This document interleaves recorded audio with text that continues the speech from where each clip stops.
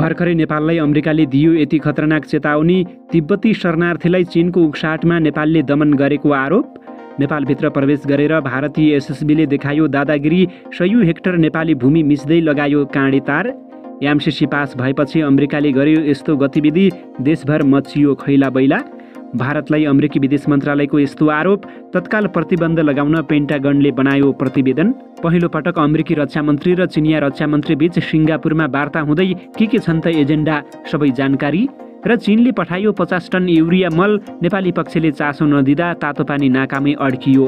नमस्कार, ग्रेटर नेपाल टिभीले तयार पारेको न्युज अपडेटबाट यहाँलाई हार्दिक स्वागत छ। दिनभरिका ताजा खबरहरूको सङ्गालो ग्रेटर नेपाल टिभीले तयार पारेको न्युज अपडेटमा हामीसँग अन्य खबर पनि रहेका छन्। अब खबर विस्तारमा।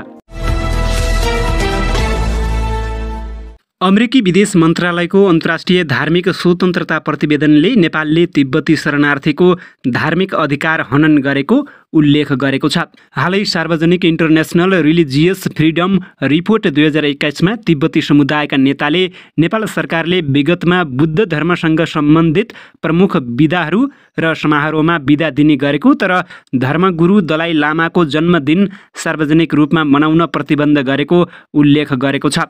सन् 2021मा तिब्बतीहरूमाथि प्रहरीको निगरानी अत्यधिक बढाइएको र तिब्बती सांस्कृतिक र धार्मिक समारोहमा पनि अनुगमन बढाइएको उल्लेख रहेको छ। धार्मिक संस्थाहरूले कोभिड-19 महामारीसँग सम्बन्धित आवागमन लगायतका प्रतिबन्ध पनि न्यायोचित ढङ्गले लागू नभएको र हिन्दूहरूप्रति लचक भएको उल्लेख गरेको भन्दै प्रतिवेदनमा समावेश गरिएको छ। त्यस्तै क्रिस्चियन धार्मिक अगुवाहरूले हिन्दू राष्ट्रवादी राष्ट्रिय प्रजातन्त्र पार्टीले क्रिस्चियन विरोधी भावना फैलाएको र हिन्दू राज्य पुनर्स्थापनाको माग गरेको उल्लेख गरिएको छ। क्रिस्चियन समूहहरूले नेपालमा गैर सरकारी संस्था, एनजिओ र धर्मसँग सम्बन्धित धेरै संस्थाहरूले संस्था दर्ता र नवीकरणमा समस्या भोगिरहेको बारे बताएको प्रतिवेदनमा उल्लेख गरिएको छ। प्रतिवेदनमा नेपाल धर्मनिरपेक्ष राष्ट्र भएकाले हरेक व्यक्तिले आफ्नो धर्म मान्न पाउने अधिकार प्रदान गरेको छ।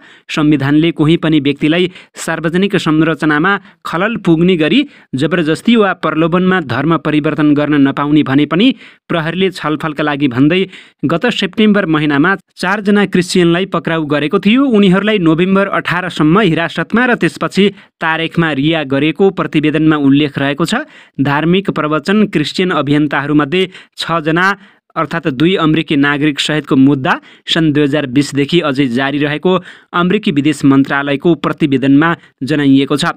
सरकारले धार्मिक प्रवचनमा सक्रिय 1 युक्रेनी र 2 दक्षिण कोरियाली परिवारलाई फिर्ता गरेको नागरिक समाजका प्रतिवेदनलाई उल्लेख गर्दै प्रतिवेदनमा जनाइएको छ। सरकारले धर्म परिवर्तन गराउने अभिप्राय राखेको आरोपमा मुद्दा चलाउने संवैधानिक र अपराध संहिता आफैमा अस्पष्ट र विरोधाभासपूर्ण रहेको भन्दै प्रतिवेदनमा कसैले सामान्य ढङ्गले धर्म अपनाउँदा पनि कारबाही हुने गरेको बताएको छ। नेपालमा हिन्दू राष्ट्रवादी समूह सक्रिय भएको प्रति प्रतिवेदनमा चिन्ता व्यक्त गरिएको छ। गत महिना नेपाल भ्रमणमा आएकी अमेरिकी उपविदेश मन्त्री एवं अमेरिकी सरकारको तर्फबाट तिब्बती मामिला विशेष संयोजक उजरा जियाले नेपालको भ्रमण गरेर फर्किए लगत्तै अमेरिकी विदेश मन्त्रालयबाट यस खालको प्रतिवेदन बाहिर आएको छ। कञ्चनपुरको दोधारा चाँदनीमा भारतीय पक्षले एकतर्फी रूपमा 10 गजा क्षेत्रमा तारबार गरेपछि विवाद उत्पन्न भएको छ। 10 गजा क्षेत्रमा रहेको खाली जमिन जीपीएसले आफ्नो देखाएको भन्दै भारतीय पक्षले एकतर्फी रूपमा तारबार र वृक्षारोपणको काम अगाडि बढाएपछि विवाद उत्पन्न भएको हो। दोधारा चाँदनी नगरपालिका वडा नम्बर 3 जमुना घारी स्थित 10 गजा क्षेत्रमा वृक्षारोपण गर्ने भन्दै भारतीय पक्षले तारबार गरेर खाडल खनिरहेको छ। 10 गजा क्षेत्रमा तारबार गर्दा स्थानीय प्रशासनसँग समन्वय नगरेको भन्दै स्थानीयले विरोध गरेका छन्। विवादित क्षेत्रमा दुवै देशको संयुक्त सीमा सर्वे टोलीले नक्साङ्कन गरेपछि मात्रै तारबारको काम गर्नुपर्नेमा त्यसो नभएकोमा स्थानीयले असन्तुष्टि जनाएका छन्। सीमा स्तम्भ 14 नजिक रहेको क्षेत्रमा यसअघि खुल्ला चौर थियो, जसलाई नेपाली पक्षले गौचरणका रूपमा प्रयोग गर्दै आएको थियो, तर भारतीय वन विभागले यो क्षेत्रमा वृक्षारोपण गर्ने भन्दै बुधबारबाट तारबार र खाडल खन्ने काम गरिरहेको छ। भारतीय पक्षले यो भूमिलाई आफ्नो दाबी गर्दा नेपाली पक्षसँग नक्सा समेत रहेको छैन। जीपीएसले यस क्षेत्रलाई भारतको देखाएपछि त्यसकै आधारमा वृक्षारोपणका काम गरेको भारतीय पक्षले दाबी गरेको भनेर दुधारा चाँदनीका नगर प्रमुख किशोर लिम्बू निरीहताले व्यक्त गर्नुभएको छ। भारतीय पक्षले दुधारा चाँदनीमा मात्रै हस्तक्षेप गरेको छैन। 3 दिन अघि जग्गाधनी पूर्जा भएका बेलौरीका किसानको खेतमै आएर खनजोत गर्न दिएन। भारतीय हेपाहा प्रवृत्ति रोक्न नेपाल भारत संयुक्त सर्वे टोलीले बेलैमा नक्साङ्कनको काम गरी दीर्घकालीन समाधान खोज्न जरुरी रहेको छ। अमेरिकी राजदूतावासले मुस्ताङको जोङ गुम्बाको जीर्णोद्धार सम्पन्न भएको घोषणा गरेको छ। 3 वर्ष अघि उक्त काम थालिएको थियो। गत जेठ 10 गते आयोजित कार्यक्रममा राजदूत रेन्डी बेरी त्यहाँ पुग्नु भएको हो।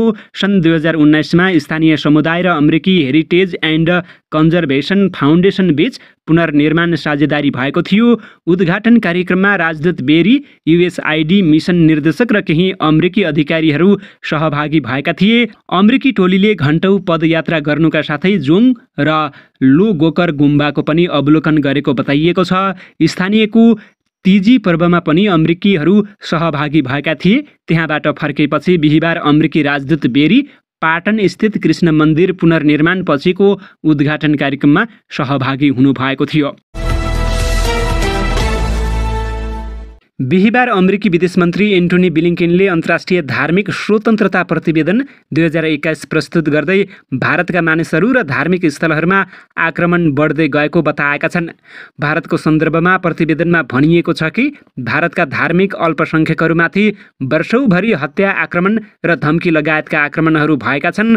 अमेरिकाले जारी गरेको धार्मिक स्वतन्त्रता प्रतिवेदन र त्यसमा एन्टोनी ब्लिङ्केनको टिप्पणीलाई लिएर पनि धेरै प्रतिक्रिया आएका छन्। यसमा इन्डियन अमेरिकन मुस्लिम काउन्सिल IAMC को टिप्पणीहरू पनि समावेश रहेको छ। IAMCले प्रतिवेदनका सम्बन्धमा धार्मिक स्वतन्त्रताको हनन, मुस्लिम र इसाई अल्पसङ्ख्यकहरूमाथि प्रायोजित आक्रमणलाई ध्यानमा राख्दै भारतलाई प्रतिबन्ध लगाउनु पर्ने बताएको छ। भारतको सन्दर्भमा IRFले लेखेको छ, भारतमा धार्मिक अल्पसङ्ख्यक समुदायका मानिसहरूमाथि हत्या, कुटपिट र धम्की लगायतका आक्रमणहरू वर्षभरि जारी रह्यो। यसमा गाई हत्या वा गाईको मासुको व्यापारको आरोपमा गैर हिन्दूहरूमाथि आक्रमणका घटनाहरू समावेश रहेका छन्। भारतको धर्म परिवर्तन विरोधी कानुनलाई उद्धृत गर्दै यसलाई भारतका सबै राज्यमा लागू गरेर धेरै पक्राउ परेको प्रतिवेदनमा लेखिएको छ। अमेरिकी विदेश मन्त्रालयले प्रतिवेदनमा टिप्पणी गरेको छ, मिडिया वा सामाजिक सञ्जालमा टिप्पणी गर्ने गैर हिन्दूहरूलाई प्रहरीले पक्राउ गरेको छ। उनीहरूको टिप्पणी हिन्दू वा हिन्दू धर्मलाई अपमानजनक भएको बुझेर प्रहरीले उनीहरूलाई पक्राउ गरेको बताएको छ। अमेरिकी रक्षा मन्त्री लोइड अस्टिनले आगामी हप्ता रक्षा मन्त्री स्तरीय शिखर सम्मेलनका लागि सिङ्गापुर यात्राको समयमा पहिलो पटक आफ्ना चिनिया समकक्षीलाई भेट्ने तयारी गर्नुभएको अमेरिकी सञ्चार माध्यम CNNले एक वरिष्ठ अधिकारीलाई उद्धृत गर्दै शनिबार समाचारमा उल्लेख गरेको छ। रक्षा अधिकारीले भने अस्टिन र चीनका राष्ट्रिय रक्षा मन्त्री जनरल ओए फेङ्गे बीचको भेटवार्ताको मिति र समय तय भने अहिलेसम्म भएको छैन। अस्टिनले आगामी शनिबार जुन 11मा साङ्ग्रिला संवाद नाम दिएको रक्षा मन्त्री स्तरीय सम्मेलनमा सम्बोधन गर्ने कार्यक्रम रहेको छ। CNNले रिपोर्ट गरे अनुसार अप्रिल 20मा अस्टिन र ओएले करिब 45 मिनेट टेलिफोन संवाद गरेका थिए। यो अमेरिकी रक्षा मन्त्रीको 1 वर्षभन्दा पहिले डोनाल्ड ट्रम्प राष्ट्रपति रहेको समयदेखि संवादहीन दुई विदेश मन्त्री बीचको संवादहीनताको अवस्थालाई तोड्दै आफ्ना चिनिया समकक्षीसँग सम्बन्ध सुधारका लागि पहल थाल्ने सङ्केत गरेको हो। पेन्टागन स्रोतले भने चिनिया समकक्षीसँगको वार्ताबारे कुनै कार्यक्रम तय भइ नसकेको जनाएको छ। अर्का वरिष्ठ अमेरिकी रक्षा अधिकारीले केही हप्ता पहिले भनेका थिए, चिनिया विदेश मन्त्रीसँगको पहिलो कुराकानी राम्रो थियो, विभिन्न विषयमा छलफल गरिएको थियो, स्पष्टत इन्डो प्यासिफिकमा सुरक्षा सम्बन्धी विवादहरू देखिए। मेरो विचारमा यो विषयलाई म अहिले यतिमा नै सीमित गर्नु उचित होला। अस्टिनले बारम्बार चीन रक्षा मन्त्रालयका लागि निरन्तर चुनौती बताउँदै आउनु भएको छ। युक्रेनमा रुसको चलिरहेको युद्धसँग पनि पनि संयुक्त राज्य अमेरिकाका लागि इन्डो प्रशान्त क्षेत्र अमेरिकी प्राथमिकतामा रहेको उनले बताएका छन्।